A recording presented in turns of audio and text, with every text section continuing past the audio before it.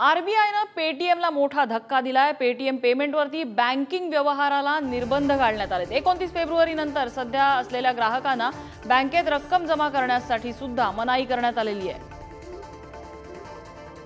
पेटीएमला हा मोठा दणका मानला जातोय। आरबीआयने पेटीएमला दणका दिलेला आहे। 29 फेब्रुवारी नंतर बँकिंग सुविधेवरती सुद्धा निर्बंध लादण्यात आलेले आहेत। पेटीएम पेमेंट बँकिंग व्यवहाराला हे निर्बंध घालण्यात आलेले आहेत। शिवाजी काळे आमचे दिल्लीचे प्रतिनिधी आपल्याला अपडेट देत आहेत। शिवाजी, या कारवाई मागचं नेमकं कारण काही समोर आलंय का?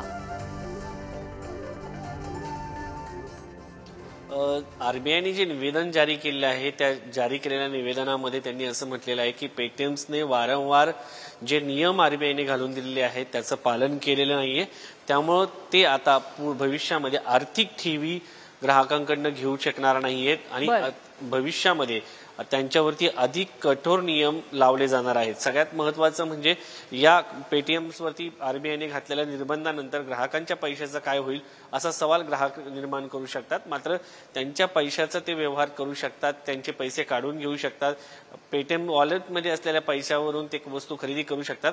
मात्र भविष्यामध्ये पेटीएम जे आहे अशा पद्धतीने वॉलेटमध्ये किंवा बँक जी ठेवीचं त्यांना अधिकार देण्यात आला होता त्या ठेवी ते घेऊ शकणार नाहीयेत आणि भविष्यामध्ये आता त्यांना ह्या सगळ्या प्रक्रिया करण्यासाठी जो कालावधी दिलाय त्या कालावधीनंतर ते ग्राहकांकडून पैसे घेऊ शकणार नाही, त्याचबरोबर ग्राहकांच्या ठेवी देखील ठेवू शकणार नाहीये। त्यामुळे पेटीएम्सला मोठा धक्का आहे आणि ग्राहकांना देखील लवकरात लवकर त्यांचे व्यवहार पूर्ण करून घेण्याचे निर्देश देण्यात आलेले आहेत। शिवाजी, धन्यवाद या अपडेट बद्दल।